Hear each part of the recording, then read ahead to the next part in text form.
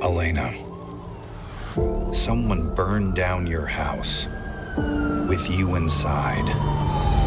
I don't want a season 2 for this. I don't want a season 2 at all.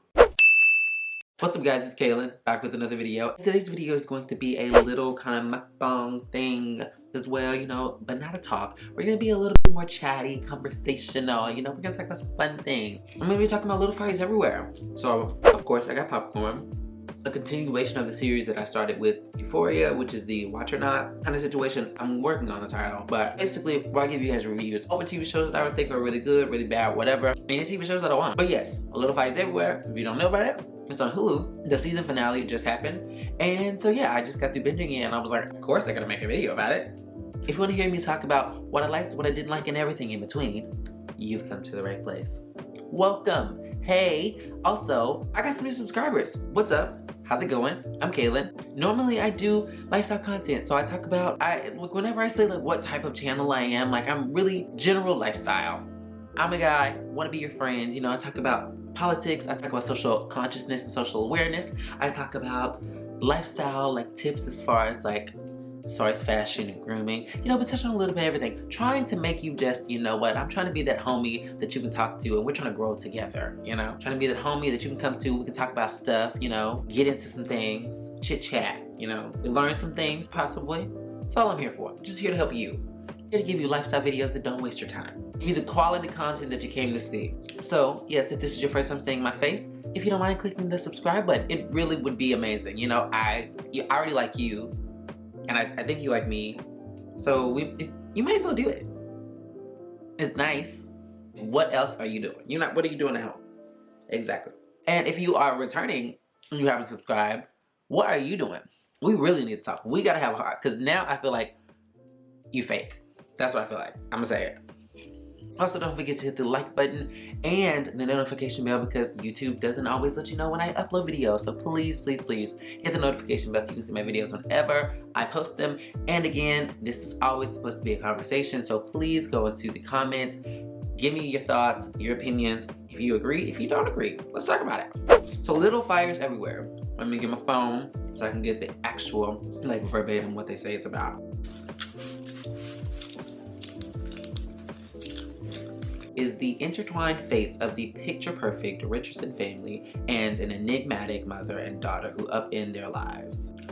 Very broad description, but essentially, it's a show on Hulu based off of a book with the same name about these two families that kind of collide and they're completely polar opposites. So you have Reese Witherspoon family, who is the nuclear, perfect, white suburban family. They got everything, the house, the kids, everything but the damn dog. And then you have Kerry Washington, who is also, this has a lot of spoilers in it, so if you have not watched it, please go watch it and then come back to this video. But do come back to the video, you know, like save it, watch it for later, something like that. But go watch that and then watch this. And then you have Kerry Washington, who is this poor African-American woman, single mom, and she's living out of her car. So completely different opposites, they cross paths and somehow all hell breaks loose. Literally little fires everywhere. But another thing is that I found out, I believe that both Kerry Washington and Reese Witherspoon produced it. Yeah, Reese Witherspoon and Kerry Washington. And I know that they had like a lot of women that also were behind the show. So, love that. Automatically love that. We live for feminism. We stand up for women's rights here in this household.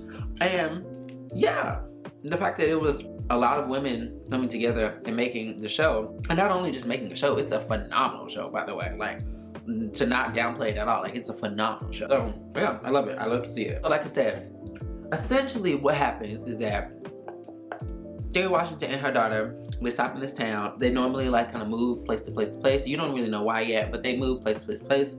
And Reese Witherspoon, she's this uppity suburban white woman. She sees them in her town, you know, small town. Everybody know each other, and especially Nosy the Rosy neighbor, Reese Witherspoon's character, Elena.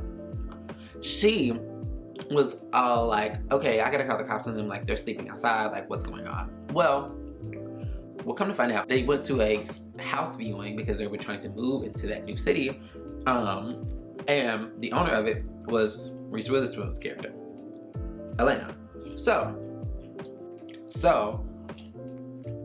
she ends up feeling bad. She gets her own house.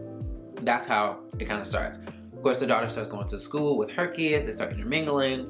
Their lives started getting intertwined. The crazy thing about the show, it's honestly so crazy because it's a slow start. I'm not gonna lie to you, it's a slow start. When I first watched it, I was just like, and I give dramas a pass with being slow to start. Like action movies, I need you to get me in here. I need to get like, don't, or at least give me a little bit and then you can bring it back. But even with this, that's kind of what they did. They just start out with the house on fire and then you go through the story of how it happened.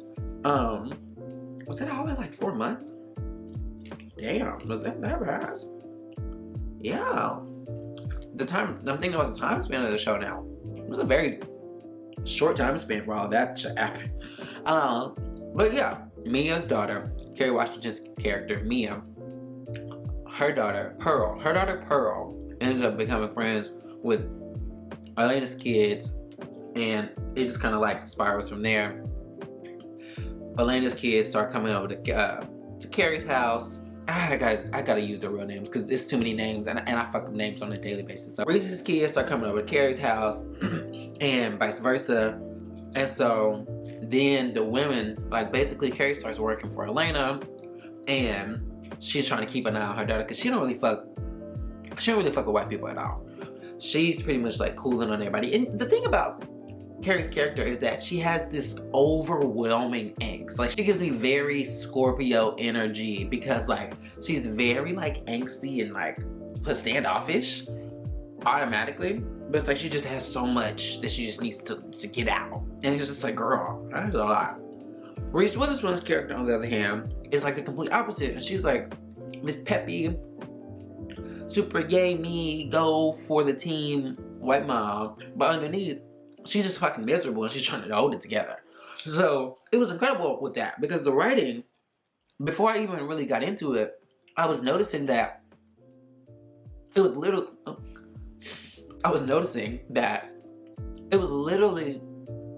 like even just the beginning of it, even though it was a slow start, it has to give you like a lot of information up front. So then it can start like, bah, bah, bah, bah, bah, bah. It started off slow, but even in the episodes, it was giving me a lot of anxiety because I was like, oh my god, so many things are kind of like popping off, but they're like minor things. They're not big things yet. They were just like literally little fires everywhere. Like shit was popping off. And every episode, at least by the end of it, it was just like, ooh, wait.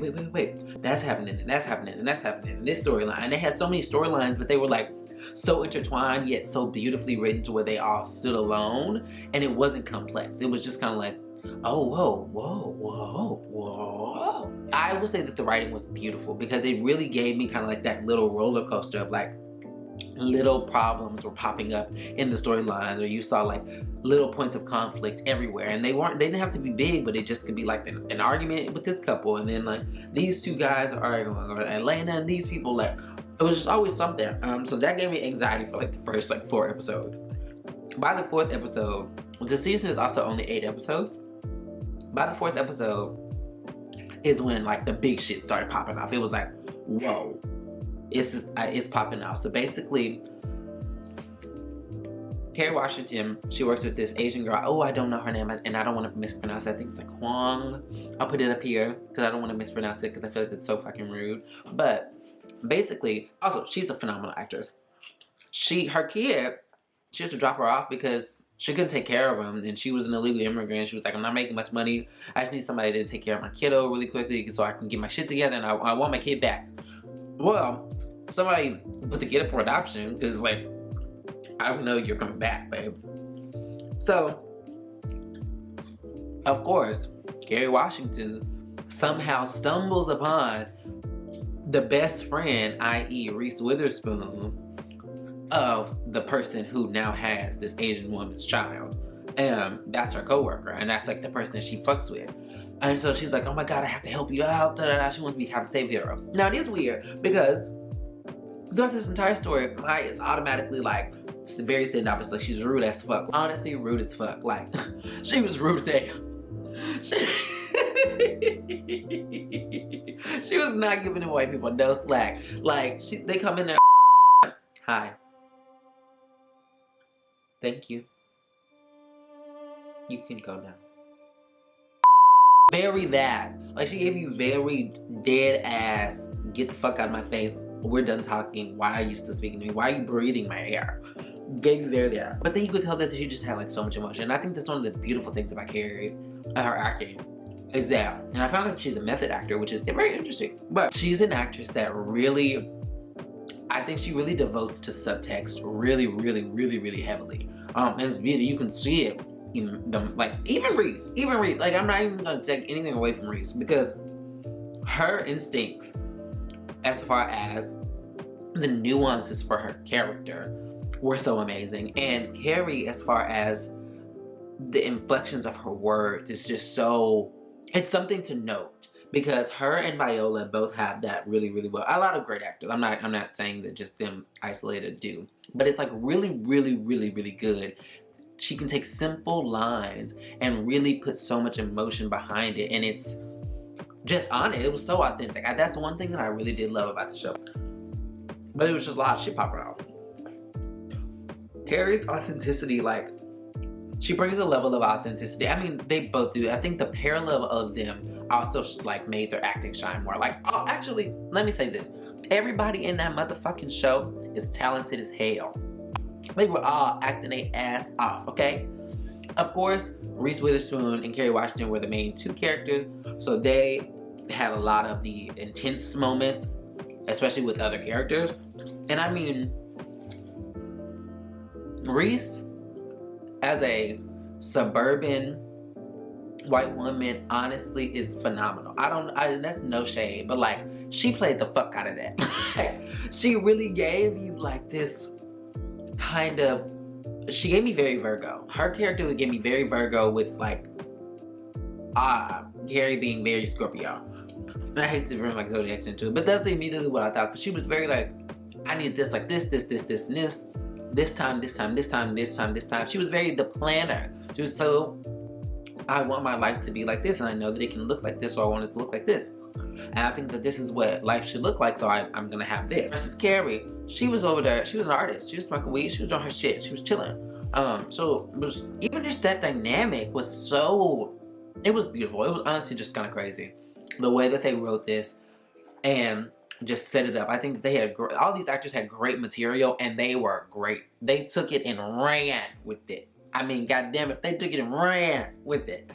Like, the production value of this show, like the set was amazing, and Kerry and Reese both said that they had a really big hand in writing, and they said that they wanted to make sure that it was super authentic to the 90s. I was not a teenager in the 90s, I'm a baby in the 90s, so I can't really attest to that. However, I would say that it could have been placed in any time period, but definitely the way that they said things, or like the way that they approached certain conversations or certain topics, it was definitely dated AF, and I loved that. I actually no pagers. I saw a hell of a lot of phones, but no pagers. I'll clock it out for that. Oh my God. If Kerry Washington and Reese Witherspoon did a phenomenal job, I have to mention their little versions, like they had the younger versions of them. Those women there, those young ladies there, I don't have their names, I need their names. I need their names. Anna Sophia Robb, oh my God, that's where she's from. Violet Oaker, she was in Charlie and the Chocolate Factory. And the Gary Diary. I knew her. I was like, I know this girl. Bridget Terry, Big Tip. Oh my God, that is that girl. Okay, that's that girl. I knew her from somewhere. I was like, I know this girl from somewhere. I just can't think of it. That's her. And Sophia Robb, that girl. She took a lane and she said, I got it. She, like, even just like their new thoughts, like their beats were like the fucking same. It was crazy. And then Tiffany Boone, she was the young woman that played young Mia. When I say, y'all can say what y'all want about Kerry Washington and her facial expressions, but when Tiffany got on that, she got on screen and she did the lip quiver, everything. She did it all.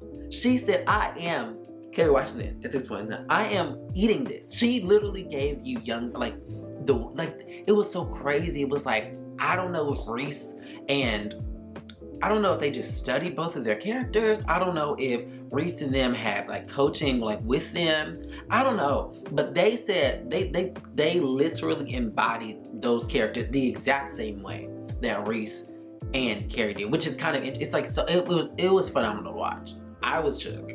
I'm not gonna lie to you, I was shook. Shook. I saw Tiffany Boone and she was literally, her breaths were like Kerry Washington. I was like, what is going on? I think my fave character and the one I feel for the most, that sucks, because obviously it's the gay character. Izzy was really the one that was just like, I'm really just trying to be me and everybody's being really annoying. And she did not fuck with Elena. She did not fuck with her mama. She did not fuck with her mom. And Elena didn't fuck with her either. And that was a shitty thing. But Izzy was the youngest daughter. She was the fourth daughter. And Elena did not want to have kids. She didn't want to have a fourth child. She only wanted 3 children. She ended up getting pregnant accidentally, and then she felt like it ruined her career. She felt like the baby was like super bratty and she cried all the time. And then of course Izzy ended up being gay and she was like very tomboyish, yada yada yada. So Elena was not fucking with that. She fucked with the older daughter who was like very much so like her. The crazy thing though is the amount of mirroring that they had in there, and how Elena was raising a pretty much a double of herself, but on the surface, Elena had it all together. She was very perfect. She had it all together. She knew her plan. She did it all. She went to college. She did her thing, whatever. But she was a shit show underneath. Like, she was a literal wreck. Like, she literally was a narcissistic, like, naive, grown baby child. It was very interesting. But her character, she translated that to her daughter. Like, her daughter was literally trying to be just like her, and so she literally was. She was the cheerleader with the black boyfriend, and so she wasn't racist, but she said like very problematic shit, which was very 90s. Like, it was very 90s, I'm liberal. Very 90s white liberal, for sure. Today, she would get dragged on Twitter. But she was right. She was still right. She was hella insecure. She literally was under so much pressure as a child, which is like a lot. And even that boy though, it was great. All of those kids, even the older brother who was like thinking he wasn't going anywhere and he got a smart girlfriend, or the younger brother, because that was a whole thing. Like, when they started fighting, that I was really like, whoa, there's it. Pearl, you're fucking up. You're fucking up. Izzy was my favorite. I really loved her because she was just trying to be her. And I felt for her because it was like everything ended up being like shitty for her. Like, shit just kept hitting like for her. And it was like, damn, she keep taking L's for sure. Like, she keep taking L's. I was just thankful that they didn't like kill her off. I was just praying to God that they did not have my baby up there trying to kill herself or cut herself. I was like, please don't do that. But she ended up leaving, and that was sad. That was so sad. I think this show was also beautiful because it showed motherhood in such a different way than I've ever seen on TV. Like, typically when you see moms on TV, like they're either really, really good or they're really, really shitty. But this one shows so many different types of mothers.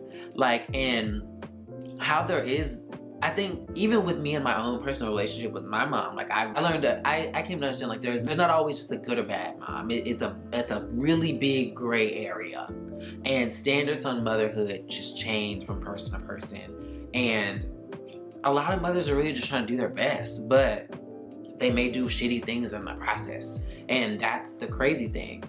So, from Mei Ling's mom, Bibi, that was her name. Bibi, who was the one who left her daughter at the fire station, from her adoptive now mother, who she played the hell out of that role. She played triggered as hell. She was triggered white woman as hell, and even her younger one was very much so like her. They did, even dumb people, they did it. They all did it. They all did it. Whoever cast that show, they did. Y'all got a nice check because y'all did the damn thing. Okay, that mother relationship, the situation, Elena, Mia, because spoiler, Mia was so gung-ho about the Asian woman getting her child, BB getting her child, because she wanted to convince herself. But she stole the fuck out of Pearl. Pearl, she was supposed to be a surrogate, and she ran off with that kid and their money.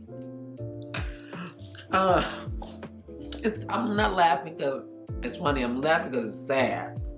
And damn, she stole that whole kid and money. Yeah, damn. And even that whole storyline, like, basically, it was just woo. But she was just trying to be a good mom. Like, she wanted to just take care of Pearl. Like, her overall goal was to take care of Pearl. And Elena, she just wanted to be the best mom for her kids. And be the best example she could be, what she thought she should be. So, even the other friend at the book club that worked at the gynecology place, like, she wasn't a mom, but she was like, her womanhood was still in question because she had chosen not to have children then. So, it was just so, it was heavy. It was honestly very symbolic and very heavy. It was a lot of stuff. Like, they really did the damn thing. You're gonna tell it was written by women, too. Or so a lot of women had a lot of power. Because it was very thorough. And it did not give, like, the standard perspective. I think I'm a personal believer that if this production is about a certain group, or especially a minority group, you need to have that minority group present in the writing staff, in the writing room, for damn sure. Like, if you have people that don't look like the people that the show is about, you're not gonna have an authentic experience. So that's why this show was so authentic, and you can tell because it's like these people really fucking get it, you know? And then you have better quality shows, and you have actors who can actually do their job better. It's so many things. When you have good work, good team, honest, authentic representation, just making good work, like, together. Like, that's a dream job. Like, and telling real stories, like, that's the goal. That's the honest goal. So kudos to everybody involved with the show. Now, the thing about the show is that it's a limited series. And typically with limited series, it's like the new thing right now. I like it. Because I feel like a lot of shows go on too fucking long.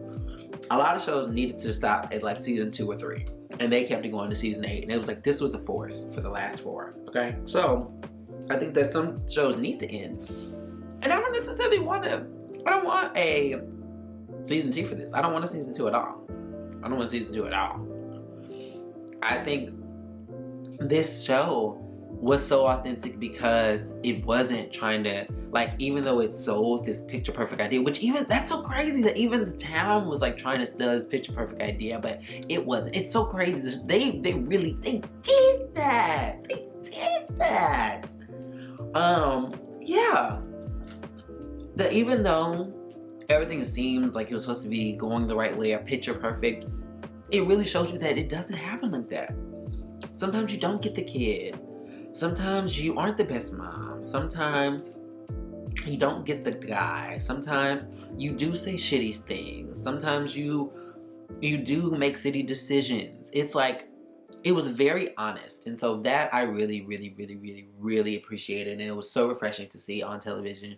And I think that everybody a part of that show, like, deserves all the awards that they're gonna get. They deserve them all. I'm not in the business of people not getting their bags. I want everybody to get their bags. I want everybody to get their checks. I just think that sometimes, especially within television now, people can get so caught up in, oh well, we can extend it, or we can make more money, and da da da da. And it's like, some things just need to end. Like, there's not a sequel to Romeo and Juliet. I mean, you technically couldn't really have a sequel to Romeo and Juliet because, like, there's no more Romeo and Juliet, like, at the end of Romeo and Juliet. So but you get what I mean. Like, certain things just need to stay one thing. Like, certain movies don't need to have sequels. Certain shows could only be one season. And especially because, like, this show is like an hour long, like, per episode. Like, that's low-key a movie. Like, y'all had 8 movies in this show. Like, it really did fill this story with a lot of good stuff. So I'm not necessarily mad. Like, I don't know what's gonna happen when Pearl meets her grandparents. Like, they seemed kind of shitty before. Like, even with me at the house, like, they seemed kind of shitty with her. So I don't know what that's gonna do. Izzy's fucking gone. The house is burnt down. Her kids don't really fuck with her. Her husband doesn't really fuck with her. Elena's just really kind of there. And the babies got stolen. Like, she stole her baby, and I feel like she's gone. She's legal anyway. Like, they can search for her, but it's like, damn, like, I don't really know. Like, I don't know where you can go from that. So, yeah, I don't really think that it needs to be settled. Like, I think that even if Pearl meets her dad, like, she's not gonna go with him. I don't know. Oh, even that mother relationship where she couldn't get a child, and so she just wanted to get a surrogate. That's so crazy. They really did that. They really did. Because Jesse Williams and Anika Rose was in that whole too. She was in there. She did her thing. Nicole Bahari. She, first of all, she's phenomenal. I don't know why she doesn't. Does she not have an Oscar yet? I don't know why she doesn't have an Oscar. Oh, she went to Juilliard. Makes fucking sense. She was phenomenal. Even though, like, the episode that she was in, it was just like, what? Oh my god. But yeah, her and Jesse Williams were the actual parents of Pearl. But yeah, I don't even think, I was like, if Pearl meets them, it's like, well, like, I don't really know, like, what else could happen. So I'm good for them not doing it. Of course, if they do bring back, like, I'm watching it. I mean, I ain't gonna know. If they bring it back, I'm watching it. So, but I'm not necessarily gonna force it, for sure. But yeah, that's how I feel. How y'all feel about it? Did you watch it? Did you like it? How do you feel about Little Fights Everywhere? Were you a fan? Or did you think it was a chop? Well, let me know. I definitely say you should watch it. If you haven't watched it, if you made it through this, and you're like one of those people that can like deal with spoilers and watch the show, I definitely say watch it. I definitely 100% say watch it. But kudos to you, because I hate when people spoil shit. I fucking hate when people spoil shit, which is why I had to finish it when I did, and I couldn't wait to binge it, because everybody was gonna be on Twitter and spoil it. If you're one of those people that go on Twitter and you spoil shows, fuck you. But other than that, well, that's it. I'm out of popcorn. So, and it's like 5 a.m. so I'm gonna go to sleep. But I hope you watch the show. I hope you like the show, and I hope you like this video. If you did like this video, please give it a big thumbs up. I can't use this hand because I have so much butter on this hand, and I have a popcorn kernel, so I just want to hold it down. Also, leave a comment if you want me to watch other shows. I need recommendations. Clearly, I don't have shit to do, so don't be stingy. Let me know. But if you did like this video, please give it a big thumbs up. Don't forget to hit the subscribe button. Again, to all my new followers, to all my new subscribers, welcome. Thank you guys so much for coming, and I shall see you guys in my next video, okay? And you stay cute, you stay classy, cool. But yeah, you stay cute, you stay classy, and I will see you in my next video, okay? Toodles, bye. Toodles, bye. Peace.